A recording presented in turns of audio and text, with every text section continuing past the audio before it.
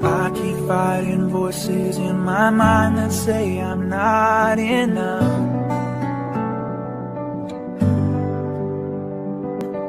Every single lie that tells me I will never measure up.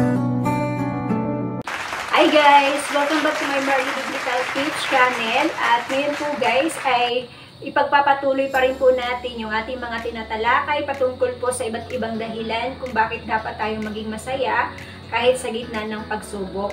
At ngayon po ang ibabahagi ko sa inyo sa video ito ay ang pang-14 sa mga dahilan kung bakit dapat tayong maging masaya. So, isa rin po ito sa maganda sa mga dahilan kung bakit dapat tayong maging masaya. At ang ating pong pang-14 na magandang dahilan guys ay you must be happy for greater is He that is in you than that He is in the world. Na mababasa po natin sa aklat ng 1 John chapter 4 verse 4. So babasahin ko po sa inyo sa Tagalog. Ang sabi po dito, mga anak, kayo'y sa Diyos at pinagtagumpayan ninyo ang mga bulaang propeta, sapagkat ang espiritong nasa inyo ay makapangyarihan kaysa espiritong nasa mga makasanlibutan. So, uulitin ko po guys, yung pang-14 sa maganda sa mga dahilan kung bakit dapat tayong maging masaya kahit sa gitna ng pagsubok. So, yung pang-14 na ito ay you must be happy for greater is He that is in you than that He is in the world. So, sa Tagalog nga po, ayon sa aking pong binasa, sabi niya dito ay makapangyarihan yung espiritong nasa sa atin, mas greater yung espiritong nasa sa atin kaysa yung espiritong nasa sa sanlibutan. Kaya talagang walang pwedeng tumalo sa atin sapagkat mas malaki, mas dakila yung espiritu na meron tayo kaysa yung espiritu na nasa sanlibutan. Mas makapangyarihan yung espiritu na nasa atin kaysa yung espiritu nasa sa sanlibutan. Kaya saan ka pa, 'di ba? So sa Panginoon na tayo at dapat tayong maging masaya. Unang-una guys, kung iisipin po natin talaga no, kung bakit dapat talaga tayong maging masaya, unang-una nyo na lang isipin na dapat kang maging masaya dahil may Diyos ka. So pag may Diyos ka sa buhay mo, so sabi nga doon sa mga talatang binasa ko po sa inyo ng mga nakaraan nating mga video, ay wala na tayong hahanapin pa. Sapagkat sa Diyos, kumpleto na lahat. Diba? Pangangailangang physical mo, pangangailangang spiritual mo, pangangailangang intellectual, emotional, social, lahat po ay kumpleto ka na sa pangangailangan kapag ang Diyos ay nasa iyo, nasa buhay mo, diba? Kaya, yan po talaga ang isa sa unang-unang dahilan natin kung bakit dapat tayong maging masaya dahil may Diyos tayo. Diba? Kumpara doon sa ibang mga lahi na mayroon na silang Diyos pero hindi katulad sa Diyos natin. Sa Diyos natin na makapangyarihan sa lahat. Sa Diyos natin na nakakakita, nakakarinig. Sa Diyos natin na nakakaramdam sa ating mga nararamdaman, nakakaunawa sa ating mga kahinaan, sa ating mga nararamdaman. Meron tayong Diyos na nagpapatawad, meron tayong Diyos na nagmamahal sa atin, meron tayong Diyos na nagbabago ng buhay, binabago yung ating pamumuhay, estado ng buhay, di ba? Mapagpatawad, meron tayong Diyos na mahabagin, meron tayong Diyos na maawain, meron tayong Diyos na matulungin, mapagbigay, mapag-unawa, mapagparaya, mapagpasensya. Diba? Lahat nga nasa Diyos na eh. Wala na tayong hahanapin pa. Diba? Kaya talagang ito po yung pang-14 sa mga magandang dahilan kung bakit dapat tayong maging masaya. Talagang maganda rin po ito. Kasi mas makapangyarihan, mas dakila, mas malaki yung Diyos na nasa atin kaysa yung Diyos na sa sanlibutan. Mas malaki, mas dakila, at mas makapangyarihan yung Espiritu na nasa atin kaysa yung Espiritu na sa sanlibutan. Kaya wala talagang pwedeng tumalo sa atin, wala talagang pwedeng dumaig sa atin. Kaya nga po sabi doon sa ating mga nabanggit na talata kanina, walang anuman o sinumang nilalang na nasa langit. So, ano ba yung mga nilalang na nasa langit? Yung mga anghel, di ba? Mga anghel ng Diyos, mga anghel ni Satanas, paro't parito yan sa langit eh. Yung anghel ng Diyos, paro't parito yan sa langit. So, kung ano man yung mga nilalang na nasa langit, at mga nilalang na nandito sa lupa, at maging nasa sa ilalim ng lupa. May mga nilalang pa pala na nasa ilalim ng lupa. Ano kaya yun, no? Ayun. So, huwag na natin alamin yun. Basta, ang lahat ng mga nilalang na yan ay hindi raw makapananaig sa atin. Hindi raw yung mananalo sa atin. Diba? Wow! So, hindi po ba kayo matuwa niyan? Hindi ba kayo magalak niyan? Hindi ba kayo maging masaya niyan? Pag narinig mo to na walang sino man o anumang nilalang na nasa langit, nasa lupa, at ilalim ng lupa ang makapananaig sa atin, di ba? Kung yun nga po, uulitin ko yung sinabi ko kanina, kung yun nga po mga nilalang na mayroong kapangyarihan, o sama na dito si Satanas na mayroong kapangyarihan, di ba? Yung mga may kapangyarihan na nasa ilalim ng lupa at may kapangyarihan dito sa lupa ay hindi makapananaig sa laban sa atin. Yung pa kayang mga trials, yung pa kayang mga troubles, yung pa kayang mga worries na yan, yung pa kayang mga depression na yan, yung pa kayang mga bagay na nakaka-stress na yan, di ba? Yung pa kayang mga nakaka-discourage, yung mga bagay na nakaka-disappoint ang makakapanaig sa atin. So, ibig sabihin, kaya natin to talunin, guys. Lahat ng ating pong mga nararanasan sa ating mga buhay, kayang-kaya pala nating talunin yan. Wala namang kapangyarihan yan, di ba? Mas meron tayong kapangyarihan kaysa sa mga trials na yan, kaysa sa mga troubles na yan, kaysa mga sadness na yan, sa mga sorrows na yan, kaysa sa mga sakitan na yan. So, lahat ng yan, guys, ay kayang-kaya po natin yang malagpasan, kayang-kaya po natin yang talunin. Dapat ikaw yung mangingibabaw sa mga pagsubok sa buhay, sa mga trials sa buhay. Dapat ikaw yung mangingibabaw, hindi yung ikaw yung nasa ilalim ng mga trials. Huwag mong papayagan na yung mga trials ang mangingibabaw sa'yo at ikaw ay nasa ilalim. Dapat ikaw talaga yung mangingibabaw. Mas makakakilos ka kasi ng maayos kapag nasa ibabaw ka.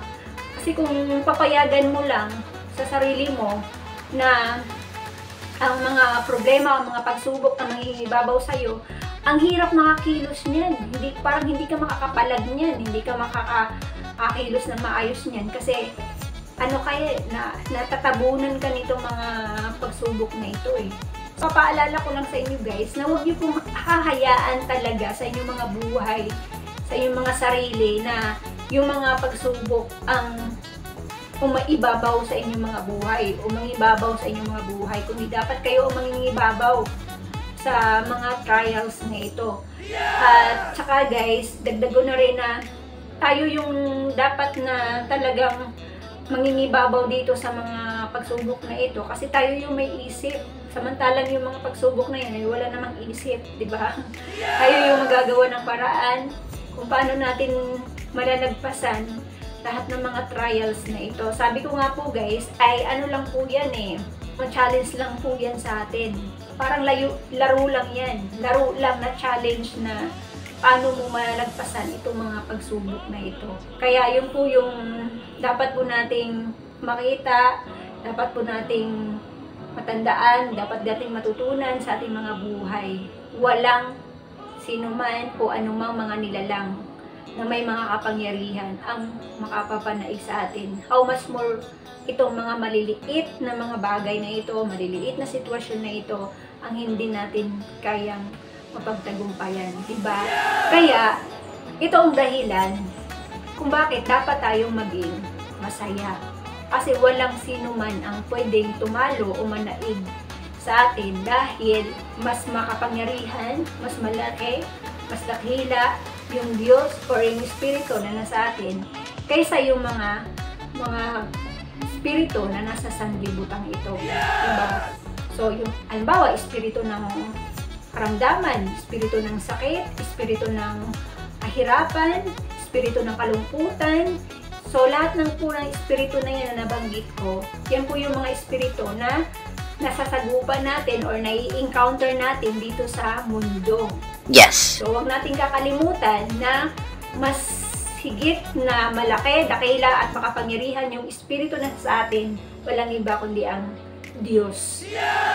Uulitin ko lamang po guys, no, yung binanggit ko kanina, maging ano tayo, maging matapang tayo, lakasan natin yung ating loob, lakasan natin, tapangan natin yung ating loob, tapangan natin yung ating mga Espiritu sa pakikipaglaban po natin dito sa sanlibutan ito.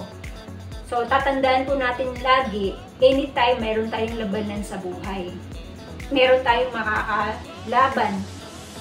Mayroon tayong masasagupa. Anytime sa buhay po natin. Kaya dapat maging ready tayo. At habang nagre-ready tayo, dapat talagang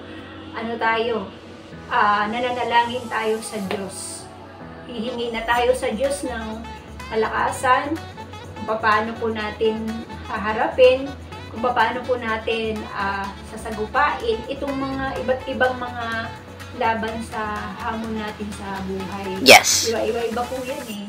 Hindi naman yun at yun lang yung iisa lang ang pwede nating maging ma-experience sa buhay po natin, di ba?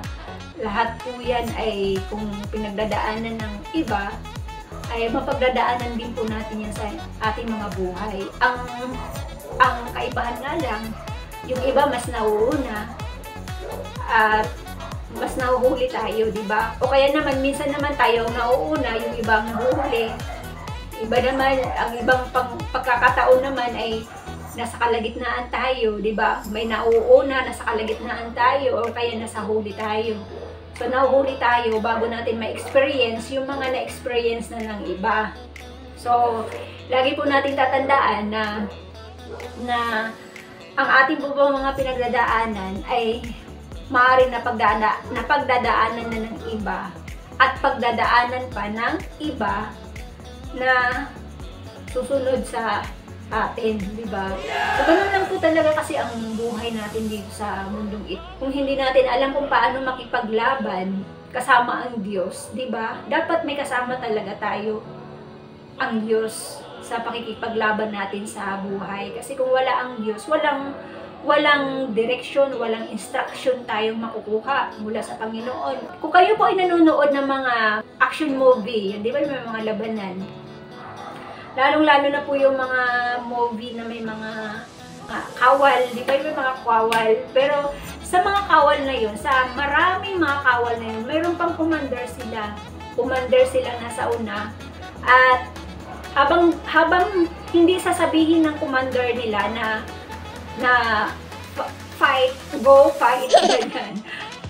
hindi kikilos, hindi gagalaw yung mga kawal niya, di ba?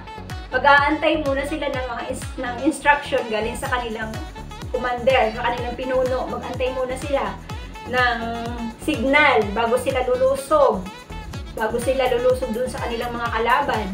So hanggat wala silang maririnig na signal o instruction ng kanilang leader, hindi sila kikilos. Kikilos na lang sila kapag mayroon ng signal o instruction na binigay yung kanilang leader. Ganyan din po tayo sa buhay, guys. Kaya hindi pwede mawala ang Diyos sa buhay natin.